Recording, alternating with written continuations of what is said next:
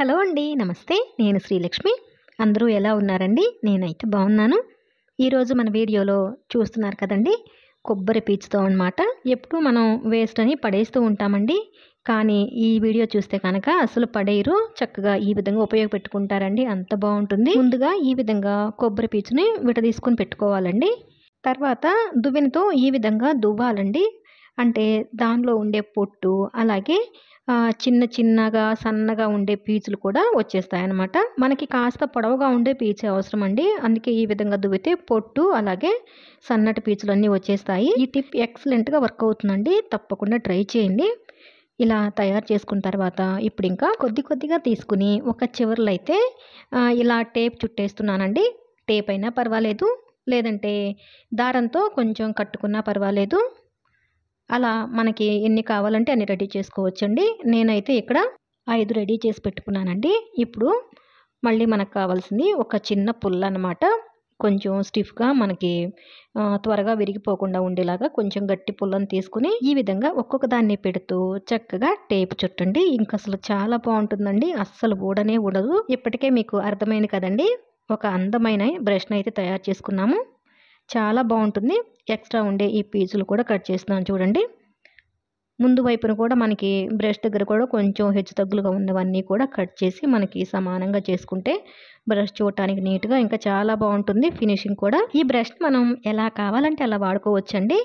అంటే పూజ గదిలో చక్కగా మనం పూజ చేసినప్పుడు అక్షింతలు అవి ఉంటాయి. పసుపు, కుంకుమ అది రాలి పడుతూ ఉంటుంది కదా! అలా క్లీన్ చేసుకోవడానికి ఈ బ్రష్‌ని వాడుకోవచ్చు. ఇంకా చపాతీలు, దోసలు వేసేటప్పుడు కూడా చక్కగా పెనం పైన మనం దీన్ని ఈ విధంగా ఆయిల్ అప్లై చేసుకోవడానికి కూడా యూజ్ చేసుకోవచ్చు. మనం కావాల్సిన సైజులో తయారు చేసుకోవచ్చండి. ఇంకా లావుగా తయారు చేయొచ్చు. నేను తయారు చేసిన దానికన్నా కూడా ఇంకా సన్నగా కూడా తయారు చేసుకోవచ్చు. ఇప్పుడు ఇంకో ఐడియా అండి. ఇది కూడా చాలా అంటే చాలా బాగుంటుంది. ఇక్కడ మనకి బైండింగ్ వైర్ కావాలండి. దాన్ని తీసుకుని ఈ విధంగా మనం ముందుగానే చూపించినట్టే పొట్టు అది తీసేసి పెట్టుకోవాలి కొబ్బరి పీచుని. అలా తీసేసి ఈ విధంగా బైండింగ్ వైర్‌లో పెట్టేసి ఇలా మెలిక వేస్తూ వెళ్ళాలి. ఇదొచ్చేసి క్లీనింగ్ బ్రష్ అండి. మనం వాటర్ బాటిల్స్, ఫ్లాస్కులు అలాగే చిన్న పిల్లల పాల బాటిల్స్ అవి క్లీన్ చేసుకోవడానికి మనం బయట ప్లాస్టిక్‌వి బ్రష్‌లు అవి కొంటూ ఉంటాం కదా! అలా కొనకుండా చక్కగా ఈ బ్రష్‌ని తయారు చేసుకొని వాడుకోవచ్చండి. చాలా సింపుల్ అండి ఇది కూడా. దీనికి కూడా ఒక స్టిక్‌ని చూసుకొని ఈ విధంగా మనం టేప్ వేసి చుట్టేస్తే ఎంత బాగుందో చూడండి. క్లీనింగ్ బ్రష్ చక్కగా తయారైపోయింది. ప్రతిదీ మనం బయట కొనకుండా ఇలా కూడా కొన్ని తయారు చేసుకొని వాడుకోవచ్చండి. దీన్ని తయారు చేయడానికి మనం ఎలాంటి ఖర్చు పెట్టలేదు కాబట్టి అది పని చేసినన్నాళ్ళు వాడుకోవచ్చు. పడేసి మళ్ళీ మనం చక్కగా తయారు చేసుకోవచ్చు. కొబ్బరి పీచుదేముందండి, మనం ఇంట్లో పూజలు చేసిన ప్రతిసారి వస్తూనే ఉంటుంది కాబట్టి చక్కగా ఈజీగా తయారు చేసుకోవచ్చు. ఇప్పుడు ఇంకా లాస్ట్ ఐడియా అండి. థర్డ్ ఐడియా చూద్దాం. 20 లీటర్స్ వాటర్ క్యాన్‌లొచ్చేసి మనం కొన్ని రోజులు వాడేసరికి చూస్తున్నారు కదా! బాగా లోపల కొంచెం పచ్చగా పాకుడది పట్టి కనపడుతుంది కదా! దాన్ని క్లీన్ చేయాలంటే మనకు కొంచెం ఇబ్బందిగానే ఉంటుందండి. దానికి సెపరేట్‌గా మనకి బ్రష్‌లు లాంటివేమీ ఉండవు కాబట్టి ఈ విధంగా క్లీన్ చేసుకోవచ్చు. కొబ్బరి పీచుని నేను చిన్న చిన్న కట్టల్లాగా కట్టానండి దారంతో. కట్టేసి కొద్దిగా కల్లుప్పు, అలాగే కొంచెం పసుపు, ఇంకా ఒక అరచెక్క నిమ్మరసం కూడా పిండాను. ఇవన్నీ వేసేసి ఇప్పుడు ఆ బాటిల్‌లో మనం తయారు చేసి పెట్టుకున్న కొబ్బరి పీచులున్నాయి కదండీ!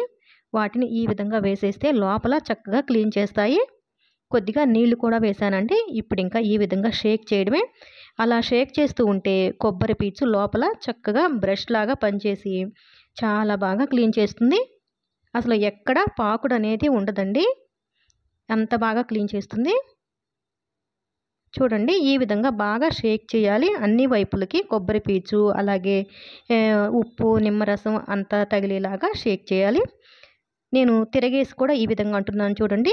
అంటే కింద అక్కడ మనం ఇందాక చూసినట్టు పాకుడంతా పోవాలంటే ఈ విధంగా కూడా మనం కొంచెం షేక్ చేసుకోవాలి. కొబ్బరి పీచుని ఈ విధంగా మనం చిన్న చిన్న కట్టల్లాగా కట్టి వేయకపోతే డైరెక్ట్‌గా అలా వేసామంటే రాదండి. లోపల ఉండిపోతుంది. ఒక్కొక్క పీచు అలా లోపల అతుక్కుని మనం ఎంత క్లీన్ చేసినా రాదనమాట. తర్వాత అదే కొబ్బరి పీచుతో పై వైపున కూడా నీట్‌గా ఈ విధంగా తోముతున్నానండి.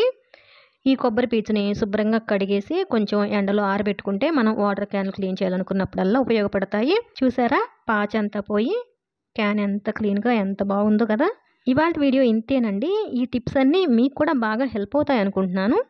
నచ్చినట్లయితే ప్లీజ్ అండి తప్పకుండా వీడియోని లైక్ చేయండి. అలాగే మీ అభిప్రాయాన్ని కూడా కామెంట్ సెక్షన్‌లో తెలియచేయండి. ఇంకా ఛానల్ కూడా సబ్స్క్రైబ్ చేసుకొని పక్కనే ఉన్న బెల్ ఐకాన్‌ని యాక్టివేట్ చేసుకోండి. Thanks for watching.